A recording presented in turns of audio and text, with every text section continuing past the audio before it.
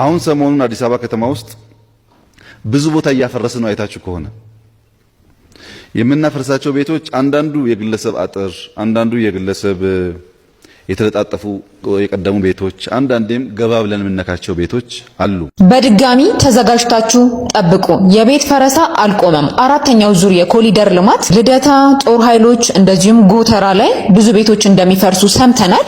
5 ሳንቲ የኪራይ ብር ሳከፍሉ እስከ 5 ዓመት ድረስ በነፃ የምትኖሩበትን ቤት ላሳያችሁ። ይሄን ቤት የሚገኘው ሲኤምሲ ሚካኤል ቤተክርስቲያን አካባቢ እንደዚህ ሙሉ በሙሉ አልቆ ነው እየኖራችሁ እስከ 5 ዓመት ባንክም ወለድም ሳይገባ በነፃ የምንኖርበት ቤት ነው። ባለ 2 መኝታ 88 ካሬ 3 ሚሊዮን 900 ሺህ ብር፣ ባለ 2 መኝታ 108 ካሬ 4 ሚሊዮን 800 ሺህ፣ ባለ 3 መኝታ 134 ካሬ በ6 ሚሊዮን ብር ብቻ 50%ቱን ከፍላችሁ ገብታችሁ ዛሬውን መግባት ትችላላችሁ።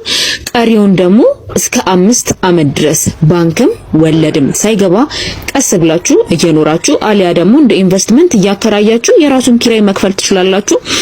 ወደ 8 ቤቶች ብቻ ጥቂት ቤቶች ብቻ ስለቀሩ ወላችሁ አሁኑኑ እንደዚህ ጥንቅቅ ያለ ቤት ባለቤት ሁኑ። እንደዚህ አይነት ያልተሰሙ የቤት መረጃዎችን ከፈለጋችሁ ይሄን ፔጅ ላይክ፣ ፎሎ፣ ሼር አሁኑኑ አድርጉ።